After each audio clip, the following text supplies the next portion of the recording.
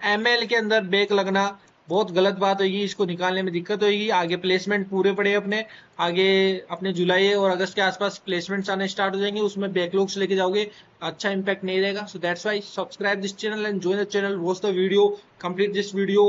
Hi everyone, welcome you all in engineer style का ज्ञान। आज हम देखने वाले हैं मशीन लर्निंग का RTU solved paper 2024 part A in this video. In part B and part C के लिए आपको क्या करनी है, मेंबरशिप ज्वाइन करनी है, join the channel and get exclusive videos related to RTU solved papers. So start this video. 2024 part A लेने वाला है 10 क्वेश्चन 20 मार्क्स का। देखते हैं 20 नंबर आप कैसे गेन कर सकते हो। फर्स्ट क्वेश्चन है, what do you mean by maximum marginal hyperplane in SVM, that is your support vector machine। support vector machine एक ऐसा क्लासीफायर है जो क्या करता है कि आपके डिफरेंट पैटर्न से जो पड़े हैं उनको क्या कर देता है, ये स्प्लिट कर देता है एक पर्टिकुलर कैटेगरीज वाइज। हो सकता है कलर्स वाइज, हो सकता है आपकी एम्बेडिंग्स वाइज, तो इसको अलग अलग ये स्प्लिट कर देता है। So in the support vector machine, the maximum marginal hyperplane is the optimal decision boundary that maximizes the margin between the two closest data point। Let's suppose बहुत सारे data points है, इसके बीच में से लाइन जा रही है। So that is your MMH from the opposing two classes। एक ये क्लास है, एक ये क्लास है, जिनको अपन सपोर्ट वेक्टर बोलते हैं। तो अलग अलग करती है दो सपोर्ट वेक्टर्स को। तो बीच में जो लाइन आती है वो होती है आपकी MMH। So this hyperplane offer the best generalization for unseen data by ensuring the widest possible separation. जो अनसीन डेटा है उसके ऊपर काम करती है। ऐसा नहीं है कि उसको पहले डेटा के बारे में पता होगा सब कुछ, और no idea about of that. So formula है W dot X plus B. W है आपका वेट वेक्टर, ये इनपुट वेक्टर, और ये बायस टर्म यानी कि कोई एरर के लिए है। Differentiate between 2 layer and 3 layer neural network. Neural network आपको पता है एक इनपुट होता है, ठीक है, बीच में कुछ सारी हिडन लेयर होती है, फिर आपका आउटपुट होता है। जस्ट लाइक ह्यूमन में न्यूरॉन्स होते हैं वैसे ही, तो इसलिए होता है आर्टिफिशियल न्यूरल नेटवर्क। सो इसके अंदर एक तो 2D का होता है, एक 3D का होता है। 2D में होती है input layer, hidden layer and output layer. इसमें input hidden layer 1, hidden layer 2, फिर आउटपुट होता है। तो यानी कि जितना ज्यादा ये हिडन लेयर्स बनती जाएगी उतना ही ज्यादा कोई चीज कॉम्प्लेक्स होती जाती है, ठीक है, उतनी ज्यादा क्या होती है, कॉम्प्लेक्स हो जाती है चीजें। So this is simple architecture, this is deeper and more complex. Fast to train, ये फास्ट ट्रेन हो जाएगा क्योंकि एक ही लेयर है और इसमें दो मल्टीपल लेयर है, तो कॉम्प्लेक्स हो गया और नॉन लीनियर टास्क हो गया। Limited in capturing abstractions, better at learning feature hierarchies. So जहां पर हिरारिकी की बात होगी कि एक के अंदर एक, एक के अंदर एक, एक के अंदर एक, so this would be the best in 3 layer. So overfitting risk की बात करूं तो ये लोअर होता है, इसमें हाई होता है क्योंकि रेगुलाइजेशन की आपको नीड पड़ती है इसमें। इंटरप्रीटेबिलिटी की बात करूं तो इजी टू विजिबल है एंड हार्ड टू इंटरप्रीट, क्योंकि एक के अंदर न जाने कितने मेनी कनेक्शंस आपको देखने को मिलेंगे। Advantages of content based filtering. Content based filtering आपके नेटफ्लिक्स, अमेजोन, ये सब अमेजोन प्राइम वाले यूज करते हैं। इसमें क्या होता है कि जैसे जो भी यूजर जो भी कंटेंट देखता है, ठीक है, उससे सिमिलर कंटेंट ही उस बंदे को दिखाया जाता है आगे। लेट सपोज आप साइंस फिक्शन मूवी देख रहे हो और आपने पूरी कर ली वो मूवी, तो नेक्स्ट टाइम क्या करेगा, नेटफ्लिक्स आपको ही दोबारा से साइंस फिक्शन की दूसरी मूवी रेकमेंड करेगा। सो ये कैसे हो रहा है, आपके कंटेंट के बेस के ऊपर फिल्टरिंग कर रहा है वो। सो पर्सनलाइज्ड रिकमेंडेशन होता है कि जो आप चीज देखते हो यूजर की इंडिविजुअल प्रेफरेंस के अकॉर्डिंग।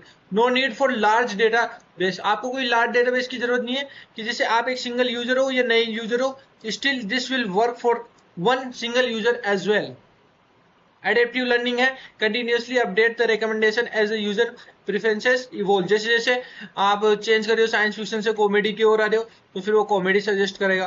फिर आप और चीजें देख रहे हो तो उसको पता चलेगा कि आप बॉलीवुड की ज्यादा पिक्चरें देखते हो, सपोज करो बॉलीवुड में हर तरह की पिक्चर बन रही है तो बॉलीवुड की पिक्चरें ज्यादा देख रहे हो तो वो बॉलीवुड की पिक्चर आपको सजेस्ट करेगा। That kind of thing. So no cold start for users, so work effectively even for new user since it user item characteristics, ठीक है। सो वही लाइन है, same for this content based filtering. Difference between feature extraction and feature का selection. एक तो होता है कि जैसे कि आपके बहुत सारे डेटा सेट है, ठीक है, बहुत सारे डेटा के सेट है। अब इसमें से कौन सा आइटम आपके इनपुट के रूप में जाएगा। तो एक डेटा सेट आपने निकाल लिया और वो आगे आप काम ले रहे हो, तो ये तो हो गया आपका फीचर का सिलेक्शन करना। और एक्सट्रैक्शन का वो होता है मीनिंग कि आपने कि कौन सा आइटम आपका ये है, ठीक है, तो इसको रखो और बाकी सबको एक्सट्रैक्ट कर दो, तो वो ओनली आइटम रह जाता है। So that thing is your feature extraction. So now we will see the difference between the feature extraction and feature selection. So feature extraction is transform existing feature to create a one. So जो exist कर रहे हैं already features, ठीक है, उन्हीं से कोई नया फीचर बनाया जाएगा। तो आप क्या कर रहे हो, पुराने को एक्सट्रैक्ट करके उससे नया बना रहे हो। Select more relevant original features, तो आपकी जो ओरिजिनल फीचर्स है जो भी ऑलरेडी आपने डेटा सेट थे, उनमें से आप एक न्यू फीचर को सिलेक्ट कर रहे हो, ओरिजिनल फीचर।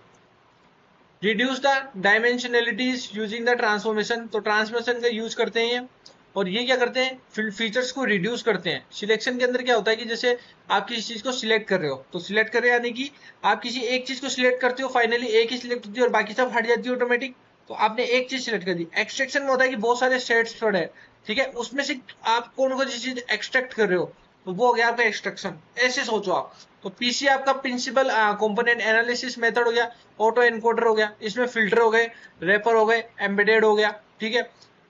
इसके अंदर मैं एक चीज और दिखाऊंगा, अभी रुको। सो मैं reduce the interpretability and maintain करता है इंटरप्रिटेबिलिटी को। एग्जांपल ले लिया प्रिंसिपल कंपोनेंट का, रिमूविंग कोरिलेवेंट फीचर्स, ठीक है, best for the complex and high dimension data, best for avoiding overfitting, improve the generalization. इसको दूसरे तरीके से दिखाता हूं मैं आपको, एग्जाम में कई बार अच्छे लेवल पे भी आ जाता है ये। जैसे कि आप देख पा रहे हो, इसके अंदर ये होता है आपका डायमेंशनलिटी रिडक्शन, जिसके अंदर क्या होता है, नंबर ऑफ आपके इनपुट फीचर्स वेरिएबल्स कॉलम है ना एक डेटा सेट में प्रेजेंट होते हैं, उसको डायमेंशनलिटी बोलते हैं, और उनको हटाने आपका डायमेंशनलिटी रिडक्शन होता है, ठीक है। ये दो तरह के होते हैं, फीचर सिलेक्शन और feature extraction. Feature selection is means it is a process of selecting the subset of the relevant features and living out the irrelevant features present in the data set. तो जो आपके काम की वो रख लिए, बाकी सब हटा दिए। Extraction is means the process of transforming space containing many dimensions into the fewer dimensions। तो ट्रांसफॉर्म किया जाता है आपको, वही बात अपन ने अभी देखी। तो इसके अंदर अलग अलग मेथड है, फिल्टर है और रेपर, एम्बेडेड हो गया। और फीचर एक्सट्रैक्शन में प्रिंसिपल कंपोनेंट हो गया, फैक्टर एनालिसिस हो गया, या सिंगुलर वैल्यू डिकम्पोजिशन हो गया। आगे इसमें बहुत सारी चीजें हैं, तो ये नोट्स आपको अवेलेबल है ERSILGyan.com के ऊपर। Next question, what is the false negative into the confusion matrix. तो कंफ्यूजन मैट्रिक्स एक ऐसी मैट्रिक्स है जो आपकी परफॉर्मेंस टूल है बेसिकली, जो आपको बताती है कि आपका जो क्लासिफिकेशन का मॉडल बना है वो कितना ज्यादा एक्यूरेट है या नहीं है, ठीक है। आपका जो एक्चुअल और प्रिडिक्टेड है उसको टेबुलर फॉर्म में निकाला जाता है, और उसके हेल्प से पता करते हैं कौन करेक्ट और इनकरेक्ट प्रिडिक्शन है। तो आपको false negative occurs when the model incorrectly predict the negative class even though the true class is positive. Let suppose आपके पास एक कैंसर का पेशेंट का क्लासिफाइंग कर रहे हो, और उसको आप ऐसे बोल रहे हो कि वो हेल्दी है। कैंसर पेशेंट्स में अलग अलग तरह के कैंसर पेशेंट है, और उनको आप क्या बोल रहे हो कि ये हेल्दी है, तो ये तो फॉल्स हो गया ना, तो फॉल्स नेगेटिव में आता है। ऐसे होता है true positive, false negative, false positive, true negative, इस तरह की चीजें होती है into the confusion matrix.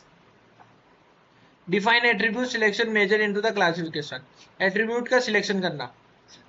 Define करो एट्रीब्यूट सिलेक्शन मेजर, जो आपकी हेल्प करता है मोस्ट इंफॉर्मेटिव फीचर को आइडेंटिफाई करने के लिए। नाम से पता चल रहा है एट्रीब्यूट का सिलेक्शन करने का major.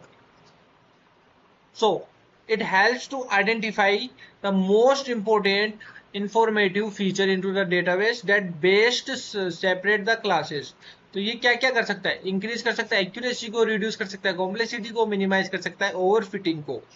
Used heavily into the decision tree, decision tree में बहुत ज्यादा यूज करते हैं। कब? To get the best attribute for splitting at the each node, best attribute निकालने के लिए। इसके पॉपुलर मेजर्स है information gain, gain ratio, Gini index, chi square test, relief algorithm. For requirements of the good clustering algorithm. First है clustering, आपको समझ में आती है clustering. This is unsupervised learning, जिसके अंदर क्या होता है कि आपके पास कोई भी आउटपुट डेटा सेट नहीं होता है, फिर भी आप इसको क्या करते हो, सेपरेट आउट करते हो अलग अलग पोर्शन में। क्लासिफिकेशन और रेग्रेशन दोनों में काम में आती है।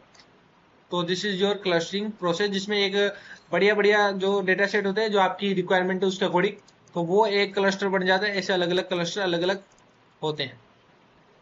स्केलेबिलिटी, ठीक है, हाई डायमेंशनलिटी हैंडलिंग होती है, इंटरप्रिटेबिलिटी होती है, नॉइज का रेजिस्टेंस होता है। How to compute support in the transitional database. So this is simple thing कि support is nothing, support is proportional to the transaction. तो जितने भी नंबर ऑफ ट्रांजेक्शन आपके हो रहे हैं किसी आइटम के लिए, अपोन में टोटल ट्रांजेक्शन पर आइटम एक तो ट्रांजेक्शन और टोटल ट्रांजेक्शन में डिवाइड कर दो। तो जैसे मिल्क की बात करें तो मिल्क मिल्क मिल्क 3 में आया, टोटल ट्रांजेक्शन 5 है तो 3/5 60%।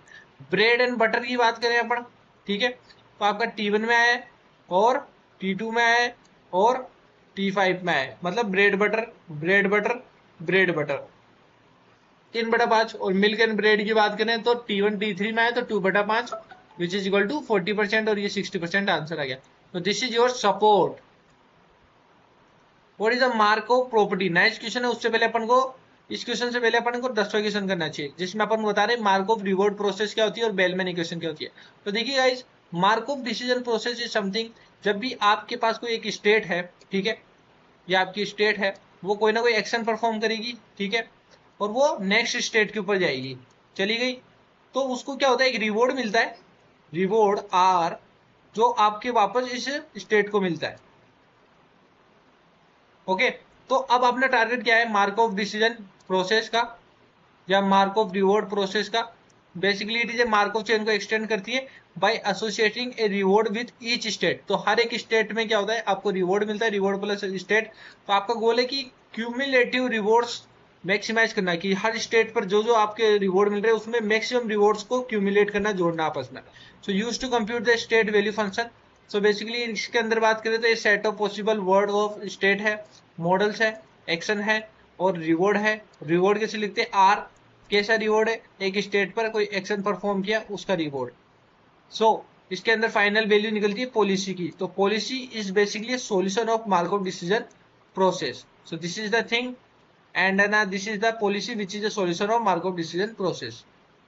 अब इसी से बना है अपना मार्कओव प्रॉपर्टी। तो मार्कओव प्रॉपर्टी इज समथिंग कि आप है ना, अगर कोई भी प्रिडिक्शन करते हो फ्यूचर का, वो कैसे डिपेंड करता है, वो आपकी करंट स्टेट पे डिपेंड करता है, कि कोई भी स्टेट है उस पे आप क्या एक्शन लेने वाले हो और कौन सी स्टेट पे जाने वाले हो। तो there are can be multiple actions can be perform, ठीक है। तो आप if so a system satisfy the Markov property if the prediction of the future depend only on the current state, not the sequence of events that preceded।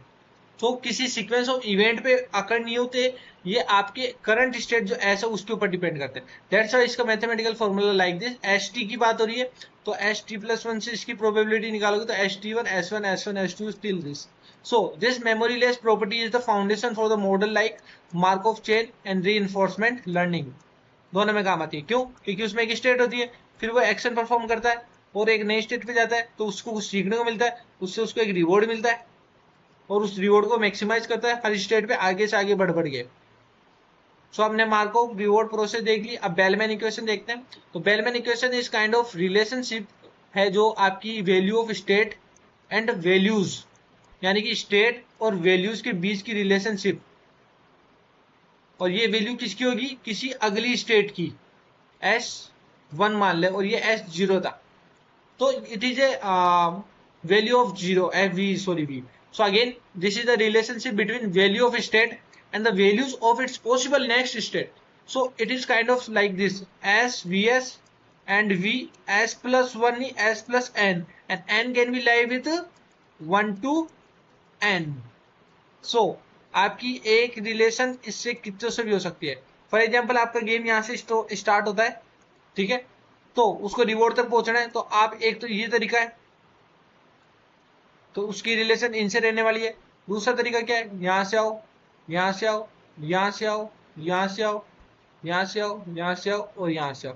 तो this can be the relationship between the value of state and the values of its possible next state. So this is that's why it's come into the dynamic. So run time पे अपन को predict करना पड़ता है कि आगे से आगे कौन सी वैल्यू कैसे निकलेगी, एक वैल्यू दूसरे पे डिपेंड करती है। सो इसकी एक लाइन है फेमस। तो according to Bellman equation long term reward की बात करें, मैं आपको एग्जांपल से बताऊं इसके अंदर कि ये लाइन देखो, लॉन्ग टर्म रिवॉर्ड जो आपका फाइनल रिवॉर्ड है, लॉन्ग टर्म टी बोल देता हूं, वो किसके इक्वल है? जो भी आपके गिवन एक्शन के अंदर जो भी आपका लॉन्ग टर्म रिवॉर्ड है वो इक्वल है जो भी आप रिवॉर्ड करंट एक्शन से निकालते हो, साथ में जो भी आप एक्सपेक्ट कर रहे हो कि इन पोजीशन पे जाने पे मुझे ये रिवॉर्ड मिलेंगे, ठीक है? तो वो उनके कॉम्बिनेशन को आप बोलते हो long term reward according to Bellman equation.